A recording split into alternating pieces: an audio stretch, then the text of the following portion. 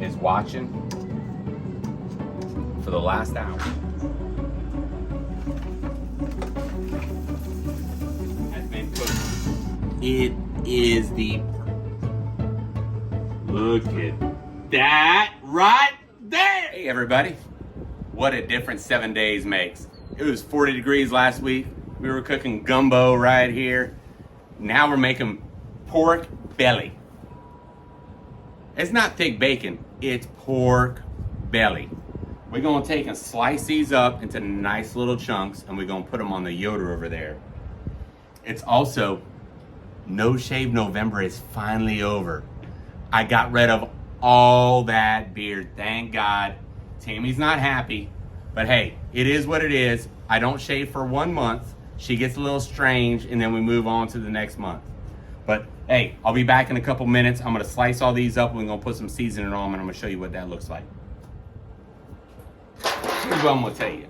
Pork belly is easier than regular bacon, especially on the Yoder. I'm gonna show you how it goes on over there. Get this at Costco. Y'all saw me buy it last week. Threw that in the back of the Toyota, full of meat. Look, you just cut them into little bitty chunks like this. That's all you do. And then you're gonna take your favorite seasoning, depending on if you want it spicy, a little sweet, however you want it. You just take and put them on there. This is the first pass. We're gonna put a lot of love on these over the next couple hours. We're getting ready for a good friend's birthday party tonight. This is the appetizer. And then I got a beef tenderloin that you saw me buy earlier. We're gonna put that on the pit. And who doesn't love just straight up cow? So super easy. This is some, I got this at Sam's. You could use whatever you want. It's Kinder red jalapeno garlic. I also used one last week. It was an apple seasoning. It was really good, especially on bacon, kind of like apple pie.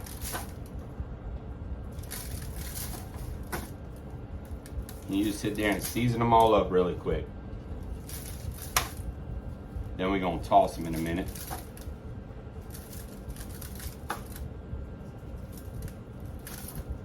What you think that little piece of meat right there is gonna be a delicious piece of meat when it's all said and done. All right, then we just take and spread them all around like that. Make sure you get all the sides real good. You know what I mean? You don't want any of them to go on that pit thinking they weren't loved. Every piece of that pig is loved right there. You can just tell it. All right. I'm gonna take a little break right here. I'm gonna go throw them on that Yoder with that lid open, and I'm gonna show you what that looks like. And the Yoder's sitting about 225 right now. I've had it on about 30 minutes. Make sure that temperature levels out. All right, here we go. Into the pit. All right, here we go. That beautiful pork belly going on that Yoder. Look, now look, here's the key. You gotta keep a little space between them. They all wanna get that smoke. We're gonna be eating a good appetizer tonight. All right, you're gonna see me back in about an hour, and then we're gonna flip them, and we're gonna start saucing them up. See you then. Hey everybody, it's been an hour. It's finally time to crack a cold brew. Got one of my good favorites I like right here, Jucifer, Gnarly Brewery, Hammond, Louisiana. It's a great IPA, great IPA. But it's time to take care of these pork bellies.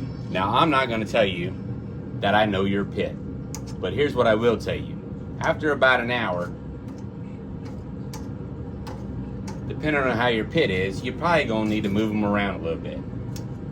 So on this pit, I take and offset the left rows with the right rows,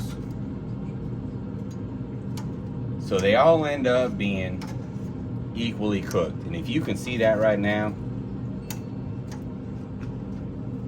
that fat is starting to smother down and melt off. And we're gonna put a little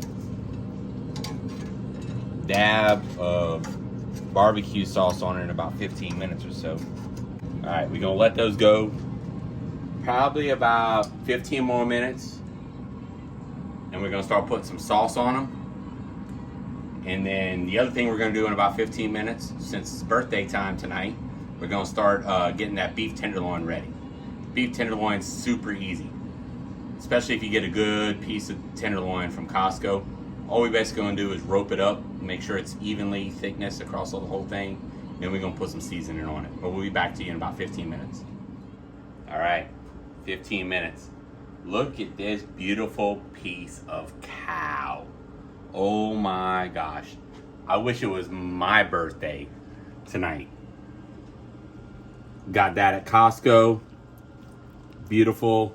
Look, this is about the, also, if you got a Yoder, like I'm just saying, if you got a Yoder, it's so easy. It cooks so well for you. I'm gonna pull this off right here, and we're just gonna put a little.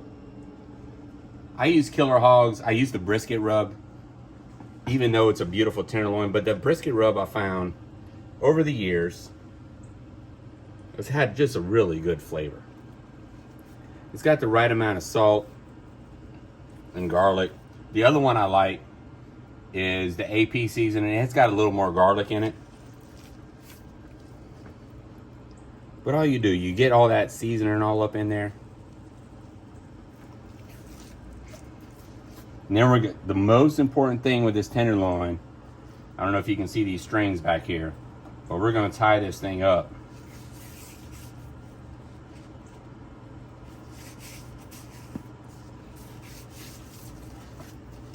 So it's even thickness.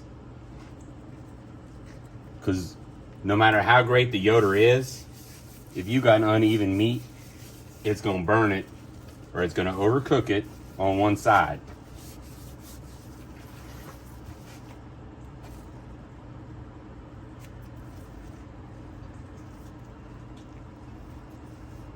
Season it up real good.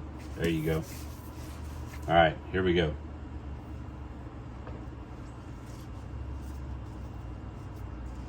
I affectionately call this the Herald knot. I was in the Navy, and still the only knot I learned was the Herald knot. Over, under, over, under, over, under. All right, so look, it's about as easy as it gets. Beautiful piece of cow, tenderloin. What more could you want? Now we're gonna go put it back over on the Yoder, and the same time I'm putting this on the Yoder so the pit doesn't get out of control, we're gonna go ahead and grab those pork bellies off. And we're gonna put that little bit of love on the pork bellies. So look, the tenderloin, middle, and I got the smoker pulled out about halfway. And now we're gonna take all these pork bellies off right here real quick. It's not gonna take long. This is where the love comes in. Brown sugar. We're gonna mix that up really good. Look, I've been using Stubbs, I guess, since the first day I saw it on the shelf.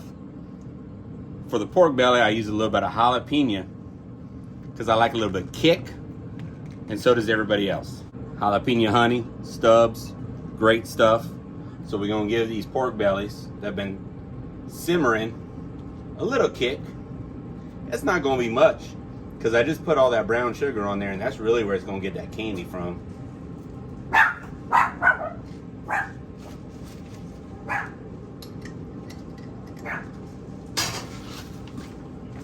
And then look, you just mix that up.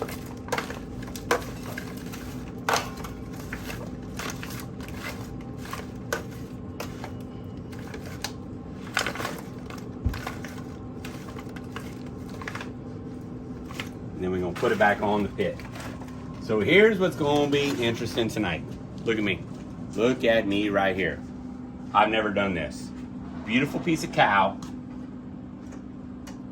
pork belly candy, and it's going to drip down on the beef tenderloin. I wish this was my birthday tonight. Wish it was my birthday tonight. All right, here we go. Pork belly sitting over a beautiful tenderloin with just some all-purpose brisket seasoning on it, tied up. And look, we're still sitting at 225. That's the most important thing. You're not trying to overdo this cow. You're just trying to cook it. You're trying to let it love on its own juices. All right, we're gonna be back in probably, I'm telling you, probably 30 minutes or so, but I'll tell you exactly how long it was once we catch back up. All right, y'all.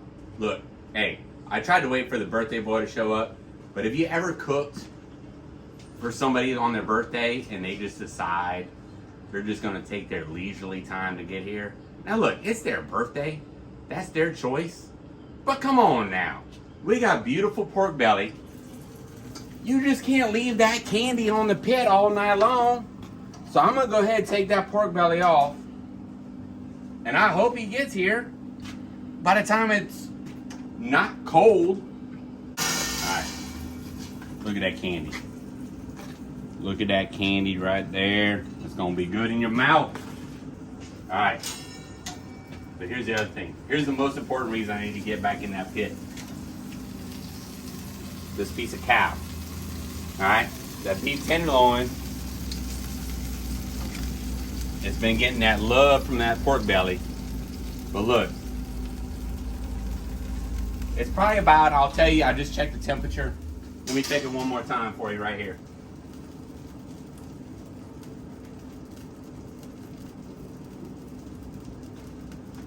We have 120. We have 105. We have 105. All right. We're probably only going to let that go a little bit longer. I did crank the pit up to about 300 about 5 minutes ago. And because we want to bring that meat off medium rare.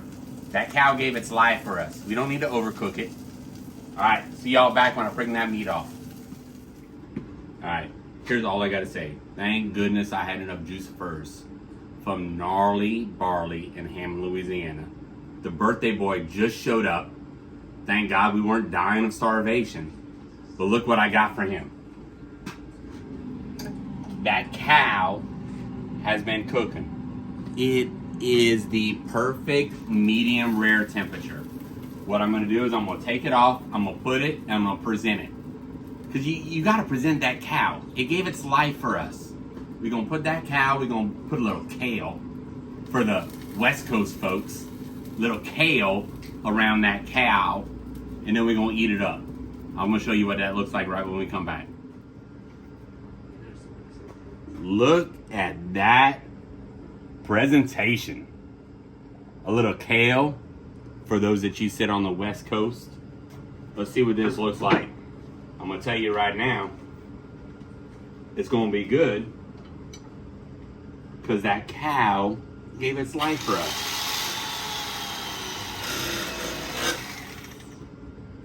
I know there's some people that want it burnt and then they're going to put ketchup on it. Don't come on to A-Meat Acres if that's what you're wanting. Because that ain't what I'm giving you.